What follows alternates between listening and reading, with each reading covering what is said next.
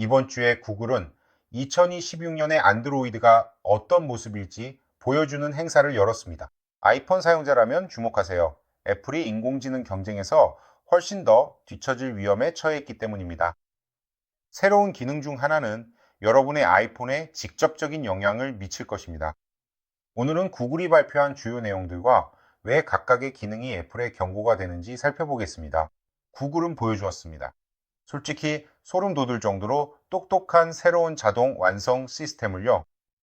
여권 번호를 요구하는 양식을 열면 안드로이드가 사진첩에서 여권 사진이 있는지 찾아낼 겁니다. 사진이 있다면 번호를 식별해서 아무것도 열 필요 없이 자동으로 양식을 채워줄 겁니다. 여기서 끝이 아닙니다. 제미나이는 지메일, 디지털 지갑, 사진에서 정보를 한꺼번에 찾아낼 것입니다. 기본적으로 안드로이드는 여러분이 기억하는 것보다 여러분에 대해 더 많이 알게 되는 거죠. 그리고 애플에게는 애플 인텔리전스가 있죠. 하지만 솔직히 말해서 현재로서는 매우 보수적입니다. 글쓰기를 돕거나 알림 요약, 이모지 생성 정도만 가능할 뿐 그 이상은 없습니다. 그리고 이런 차이는 오늘날 실생활 사용에서 나타나기 시작했습니다.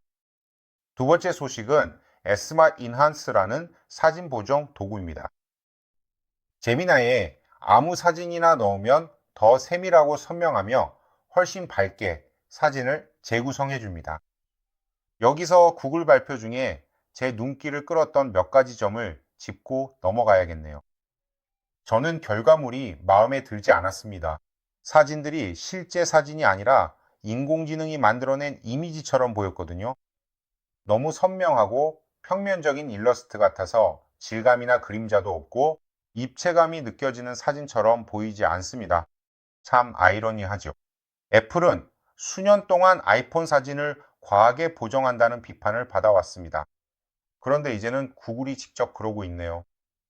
다만 훨씬 더 진보된 수준이라 결과물이 훨씬 더 인위적입니다. 이제 세 번째 소식은 제가 오랫동안 본 것 중 가장 똑똑한 기능 중 하나입니다. 퍼스 포인트라고 불립니다. 인스타그램은 하루 30분, 유튜브는 1시간 사용하도록 설정하는 방식입니다. 제한 시간이 되면 안드로이드가 단순히 앱을 차단하는 대신 정말로 이 시간에 이 일을 계속하고 싶으신가요? 같은 질문을 던집니다. 그러고는 명상 호흡 가이드를 보여주거나 미리 선택한 가족 사진을 띄워주며 그곳에서 얼마나 많은 시간을 보냈는지 상기시켜 앱 사용을 중단하도록 유도합니다. 애플은 2018년부터 스크린 타임 기능을 제공했지만 사실 별다른 발전이 없었죠. 시간 제한이 다 되면 차단되지만 그냥 무시를 누르면 그만이라 계속 앱을 쓰게 됩니다. 구글은 이 똑같은 문제를 성찰의 시간으로 바꾸어 놓았습니다. 원래 이런 기능은 애플이 가장 먼저 선보이곤 했던 것들인데 말이죠. 네 번째 소식은 정말 놀랍습니다. 바로 인공지능이 생성하는 위젯입니다. 정말 감탄하지 않을 수 없네요. 제미니아에게 나 다음 주에 리스본으로 여행 가 라고 말하면 그 여행만을 위한 임시 위젯을 만들어줍니다. 리스본 날씨, 항공편 상태, 환율 계산, 예약한 호텔 정보까지 한 곳에서 모두 보여주죠. 여행에서 돌아오면 그 위젯은 홈 화면에서 자동으로 사라집니다. 정말 기발한 아이디어죠. 애플도 iOS 17에서 인터랙티브 위젯으로 한 걸음 나아갔지만 요청에 따라 스스로 구성되는 위젯은 정말 새롭고 놀랍습니다. 하지만 이번 행사에서 가장 인상 깊으면서도 논란이 될 만한 부분은 구글이 당신을 대신해 행동하는 제민이라고 부른 기능입니다. 구글은 이를 에이전트형 인공지능이라고 부릅니다. 길을 걷다가 가고 싶은 공연 포스터를 발견했다고 상상해 보세요. 안드로이드 카메라로 포스터를 찍어 친구에게 보내며 같이 갈 건지 물어봅니다. 친구가 좋다고 답하면 대화를 파악한 제미나이가 포스터를 인식해 1층 좌석 티켓 2장을 예매하는 버튼을 띄워줍니다. 버튼만 누르면 끝입니다. 이미 예매가 완료된 거죠. 예매 사이트에 접속하거나 대기할 필요도 카드 정보를 입력할 필요도 없이 제미나이가 알아서 다 해줍니다. 하지만 현실적으로 생각해보면 한 번에 바로 결제되는 방식이 과연 합리적인지 의문이 듭니다. 날짜가 틀릴 수도 있고 원하는 좌석이 아닐 수도 있으며 가격 또한 내가 동의한 수준인지 확인이 필요하니까요. 미심쩍은 부분도 많지만 에이전트형 인공지능이라는 개념 자체는 매우 흥미롭습니다. 이제 아이폰 사용자들에게 직접적인 영향을 줄 소식입니다. 구글은 자사의 에어드롭 벽인 퀵쉐어가 이제 아이폰과도 호환될 것이라고 발표했습니다. 방금 들으신 내용이 맞습니다. 별도의 앱이나 워츠앱 없이도 안드로이드에서 아이폰으로 사진을 직접 보낼 수 있게 됩니다. 아이폰에서는 마치 에어드롭으로 파일을 받는 것처럼 인식될 겁니다. 이건 정말 대단한 일입니다. 에어드롭은 사람들이 애플 생태계를 벗어나지 못하게 만드는 몇 안 되는 기능 중 하나였으니까요. 가족 모두가 아이폰을 쓰기 때문에 아이폰을 고수해야 했던 실질적인 이유이기도 했죠.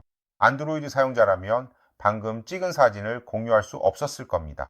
이 변화가 좋은지 아닌지는 여러분이 어느 진영에 있느냐에 달려 있습니다. 애플은 아직 아무런 언급도 하지 않았습니다. 아마 WWDC에서 어떤 답변이 나오겠지만 이러한 독점성의 상실은 이미 예견된 일입니다. 저는 계속 아이폰을 사용할 겁니다. 생태계에 완전히 갇혀 있기도 하고 애플이 제공하는 사용 편의성을 좋아하거든요. 애플 앱들을 사용하는 것과 특히 아무 문제 없이 기기를 교체할 수 있는 방식이 마음에 듭니다. 하지만 이번 주 구글이 보여준 것은 애플이 더 이상 소극적인 애플 인텔리전스를 가지고 WWDC에 나타나서는 안 된다는 증거였습니다. 이제 압박은 실제하며 이전에도 매우 강력했기 때문에 애플은 자사의 애플 인텔리전스를 아주 잘 준비하는 것이 좋을 겁니다.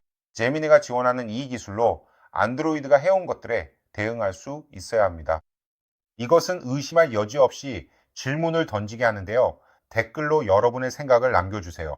다음 달 WWDC에서 애플이 반격할 기회가 아직 있다고 생각하시나요?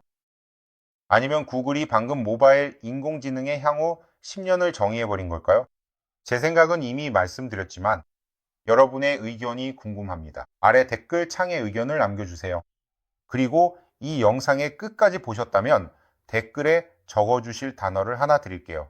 바로 경쟁사의 이름입니다. 댓글에 안드로이드라고 적어주시면 끝까지 시청하신 분이라는 걸 알 수 있겠죠. 영상이 마음에 드셨다면 좋아요를 눌러주세요. 큰 도움이 됩니다. 아직 구독하지 않으셨다면 채널을 구독하고 알림 설정을 해서 아무것도 놓치지 마세요. 그럼 다음 영상에서 뵙겠습니다.